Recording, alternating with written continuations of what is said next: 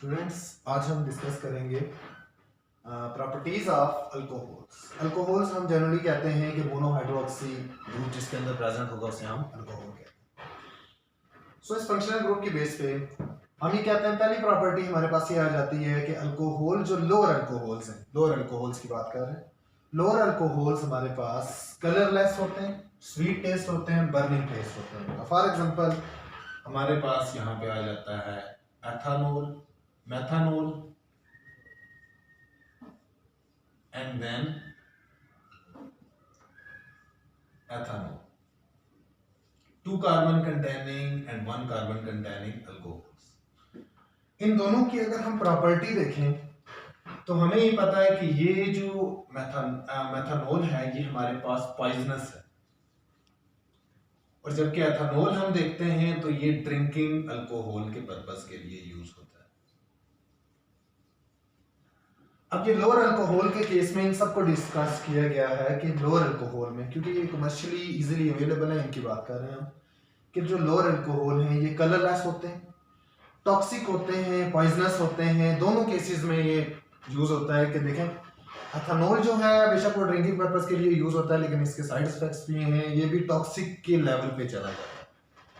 इसी तरह तीसरी प्रॉपर्टी आती है कि इनमें बर्निंग सेंसेशन होती है। नेक्स्ट हमारे पास ये आती है कि ये सबसे इंपॉर्टेंट प्रॉपर्टी है, जिसमें है कि ये सॉल्युबल होते हैं वाटर के अंदर। किस वजह से? क्योंकि ये हाइड्रोजन बॉन्डिंग कर रहे हैं। हम अगर डिस्कस करना चाहें एथेनॉल को ले लेते हैं, CH3 CH2O and then H। ये वाटर के अंदर कैसे सॉल्युबल है? हम ये जानते हैं कि जो हमारे पास अल्कोहल का ऑक्सीजन एटम है वो हाईली इलेक्ट्रोनेगेटिव होता है, जबकि हाइड्रोजन एटम इलेक्ट्रो पॉजिटिव होता है। मोर इलेक्ट्रोनेगेटिव एटम अट्रैक्ट करेगा हमारे पास जो respective hydrogen of water molecule को, जिसके रिजल्ट में हाइड्रोजन बॉन्डिंग क्रिएट हो जाएगी।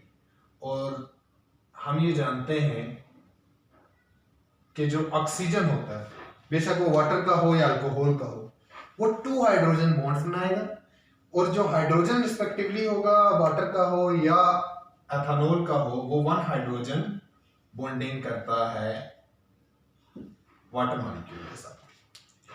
इसके पीछे इसका रीजन ये है कि ऑक्सीजन के ऊपर 2 लोन पेयर्स होते हैं, और ये 2 लोन पेयर इन्वॉल्व, एक लोन पेयर भी रिस्पेक्टिवली इन्वॉल्व होता है बॉन्डिंग के अंदर, और दूसरा लोन पेयर भी इन्वॉल्व होता है बॉन्डिंग के अंदर इलेक्ट्रोनेगेटिविटी की कैरेक्टर की वजह से।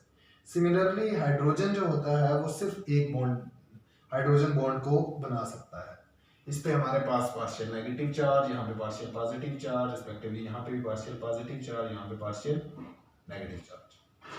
इन दिस केस, इस केस में हमने ये देखा कि हाइड्रोजन बॉन्डिंग जब क्रिएट होती है तब वाटर के अंदर अगर जो भी सब्सटेंस होगा, जब वो हाइड्रोजन बॉन्डिंग बना लेगा तो वो लिक्विफाई हो जाएगा, और वो क्या हो जाएगा, वाटर के अंदर सॉल्युबल हो जाएगा।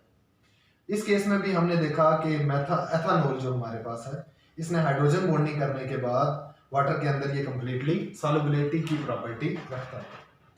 नेक्स्ट हम ये कहते हैं कि ये जो सॉल्युबिलिटी होती है ये हाइयर होती है, सॉल्युबिलिटी की प्रॉपर्टीज हाइयर होती है।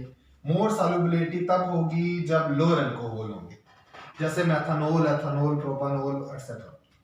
जब हम कार्बन नंबर इंक्रीज करेंगे तो ये प्रॉपर्टी कम होती जाएगी। वो इस वजह से क्योंकि जब आप कार्बन नंबर बढ़ाएंगे, यहाँ पे हमारे पास 8 से 9 से 10 कार्बन हो जाए, 10 कार्बन कंटेनिंग अल्कोहल हो जाए, उस केस में ये होगा कि जो ये बड़ा ग्रुप है इसकी स्ट्रेंथ कम हो जाएगी इस हाइड्रोजन बॉन्डिंग को मेंटेन रखने के लिए, जिसकी वजह से हम ये कहते हैं कि ये जो हाइड्रोजन बॉन्डिंग क्रिएट हो रही है लोअर अल्कोहल में, ये इजीली मेंटेन हो सकती है जब कार्बन शॉर्ट्स होंगे। जब लॉन्ग होंगे कार्बन एटम्स तो फिर वो पूरा ग्रुप, एक पूरा बल्कि ग्रुप आ जाएगा। वो बल्कि ग्रुप इस बॉन्ड को ब्रेक कर देगा। ये हमारे पास बल्कि ग्रुप तब कहलाएगा कि जब यहाँ पे पूरे कार्बन की एक लंबी सी चेन होगी।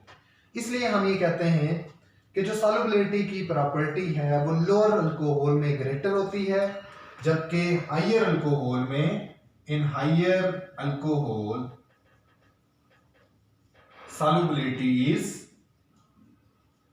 less। किस वजह से? बल्किनेस की वजह से। ये जो स्ट्रेंथ होती है ये लेस हो जाती है। लास्ट में हमारे पास एक प्रॉपर्टी आ जाती है कि जो मेल्टिंग और बॉइलिंग पॉइंट होता है अल्कोहल का, वो हाइयर होता है अल्केन के निस्बत। अगर हम इसको कंपेयर करें अल्केन के निस्बत, अल्केन अगर हम लेते हैं लाइक 1 कार्बन कंटेनिंग अल्केन को डिस्कस करें तो हमारे पास आ जाता है मीथेन। 2 कार्बन कंटेनिंग इथेन बात कर रहे हैं अल्केन को तो हमारे पास इथेन आ जाता है। इस केस में अगर हम इसको कंपेयर कर रहे हैं अल्कोहल के साथ तो रिस्पेक्टिवली 1 कार्बन कंटेनिंग मेथनॉल होगा एंड 2 कार्बन कंटेनिंग एथनॉल होगा।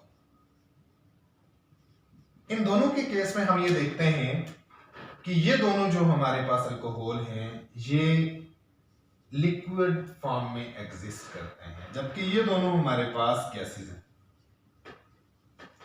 कार्बन नंबर तो सेम है दोनों के अंदर, इसमें भी कार्बन 1 है, इसमें भी कार्बन 1 है, इसमें कार्बन 2 है, इसमें भी कार्बन 2 है।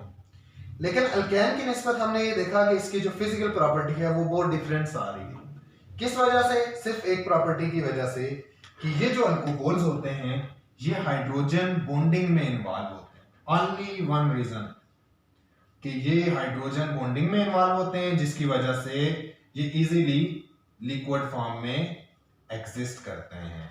और जबकि अल्केन जो हमारे पास हैं ये नॉन पोलर हैं और नॉन पोलैरिटी की बेस पे ये हाइड्रोजन बॉन्डिंग नहीं कर सकते और ये गैसेस की फॉर्म में होंगे तो इनका मेल्टिंग एंड बॉइलिंग पॉइंट भी कम होगा और इनका melting and boiling point alkane के निस्बत ग्रेटर होगा।